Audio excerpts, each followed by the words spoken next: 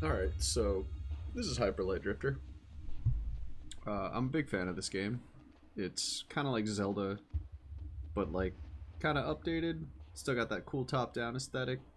Bunch of new like motion mechanics and stuff. And I've already beaten it, but I'm gonna go ahead and play through it again. It came up on the wheel that I've been spinning to play through my backlog. So screw it. Let's go ahead and give it a shot. Put about 12 hours into this game, I think. But we'll go ahead and start fresh.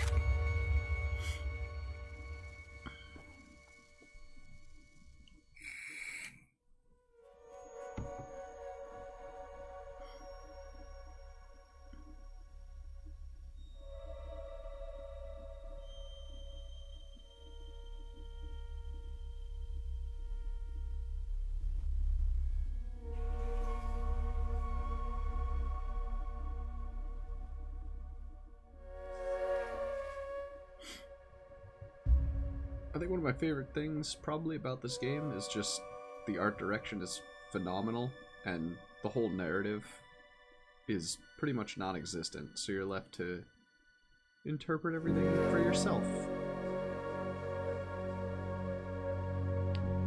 Like, there's an obvious storyline, but they don't do much to explain it. Game audio is probably a little louder than it really needs to be. I will adjust that here in a moment.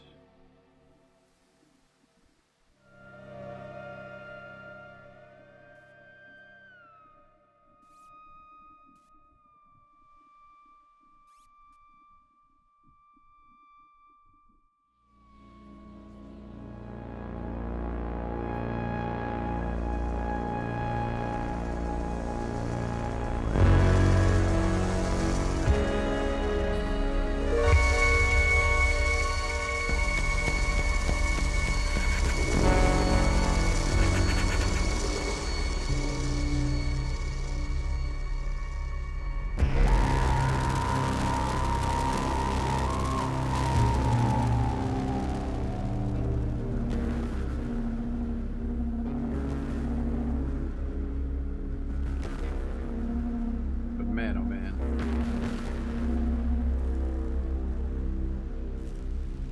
This game is stupid pretty.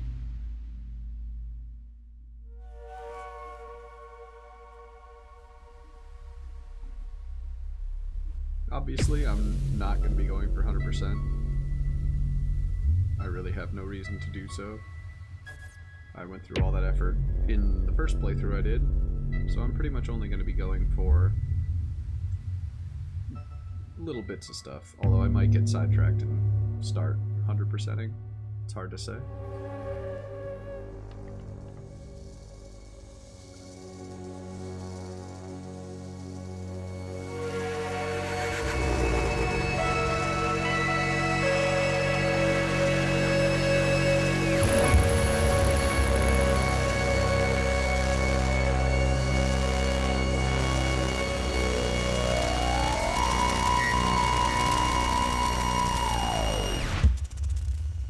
Oof.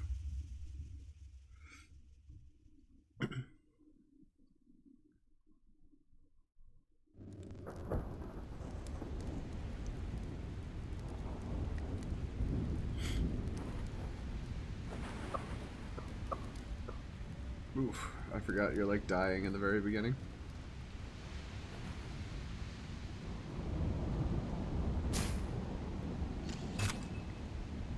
So those little things you see are health pickups. On the top left you can see you have a capacity of 3 to start. I think you can get up to 5 of them, but I don't really remember too well.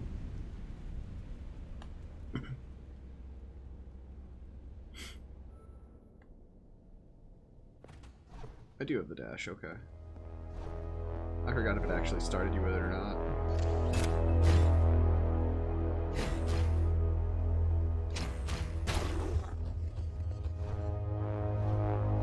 Oh, I don't have quick step though. forgot, you don't get that till later.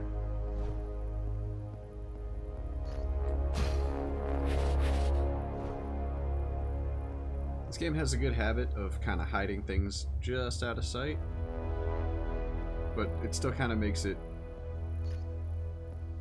reasonably accessible for most things.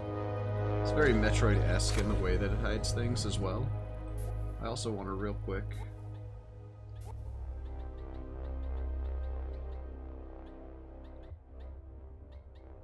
Let's do that. FPS 60...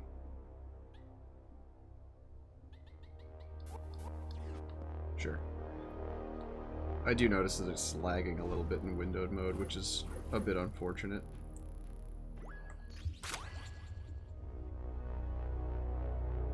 So here you get your first gun. You have your little sub-weapons, and I forget how to use them, but it'll tell you. There you go. Whoops. There you go. There are 5 or 6 different types of gun in the game.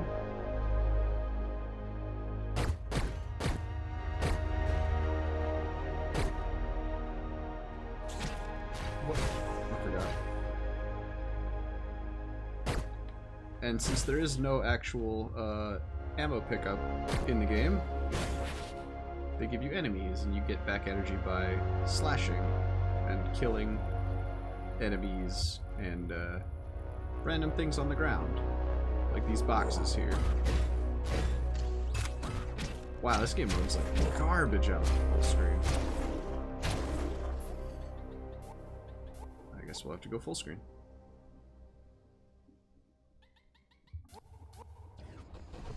There we go. Because I don't remember having quite that much lag. But you can see like the camera has moved to this little alcove.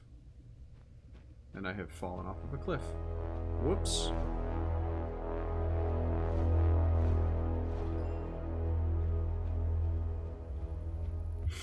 So there's all this weird, like, derelict technology around. And they don't really explain any of it. It just kind of is how the world is.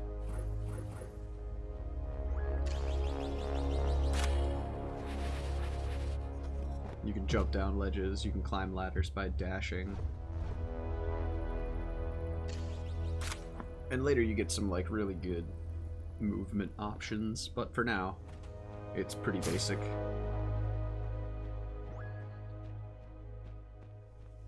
So the last time I played this was probably about a year ago? Nah, it might have been like 7 or 8 months. I definitely haven't played it since I moved.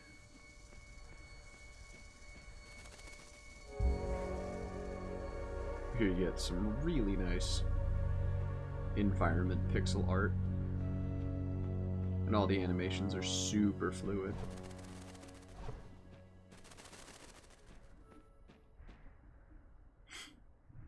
I actually had that as my background for a while. You get a tiny bit of exposure to, like, the void, or whatever it is here.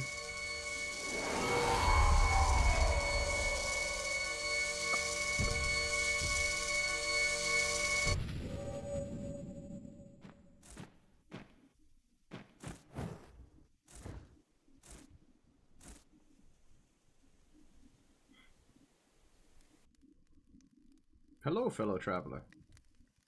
What wisdom can you impart to me?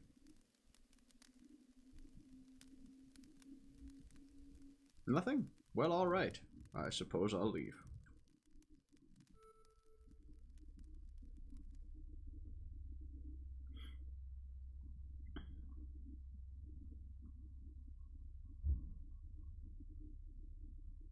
He'll muss about with some stuff and then just kind of peace out.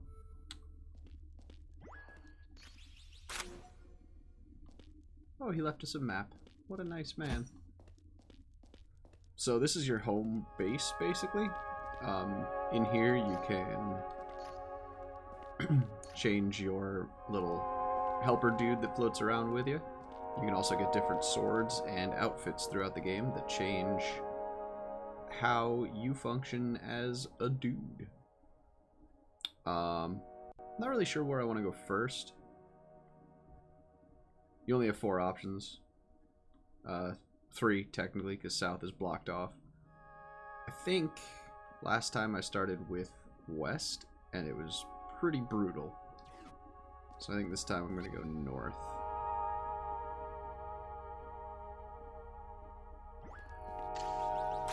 And this thing here will tell you like where you're at in terms of shards.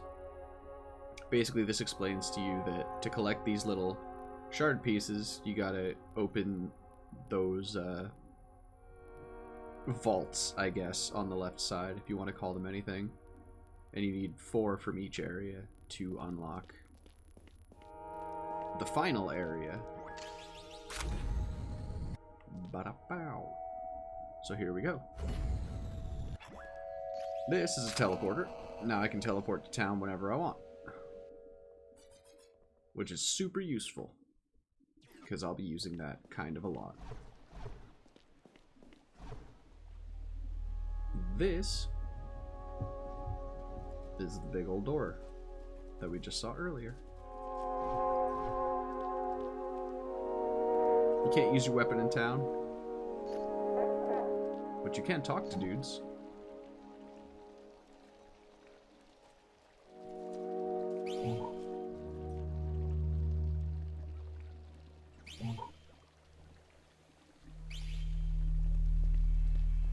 And learn stuff about the world. These are shops. We don't have any currency just yet, so we can't do anything with them. I'll show them in a little bit.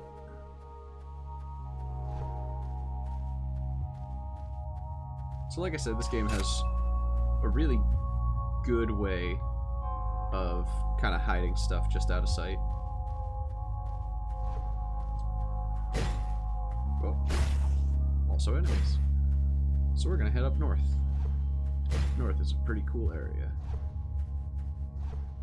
These yellow boxes have these chips in them, and those are your currency. 4 of those is pretty much 1 full unit of in-game money.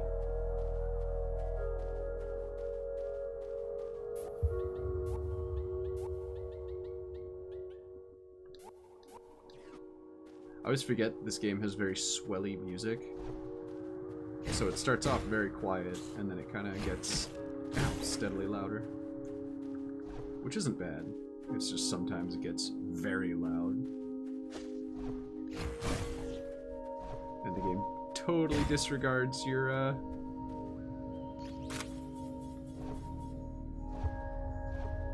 audio settings.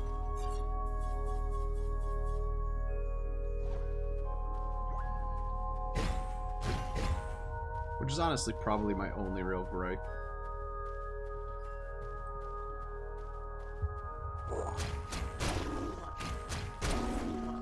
But I do quite enjoy that they don't bar you from, whoops, any areas expressly right away, other than, obviously, the final one.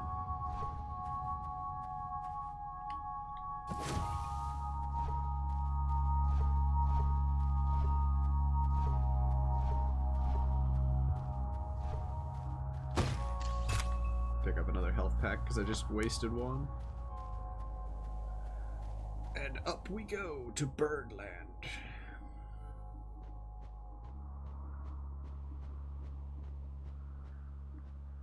I already have enough health packs, so I don't need to pick that up. I'll save that for later because I'm sure I'll need it.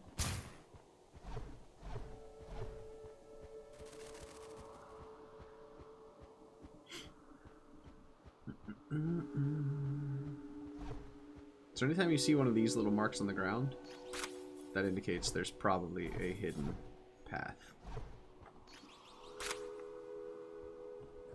Which usually will lead you to these things, or something a little less cryptic. Usually just money. Things of that nature. Money, more enemies.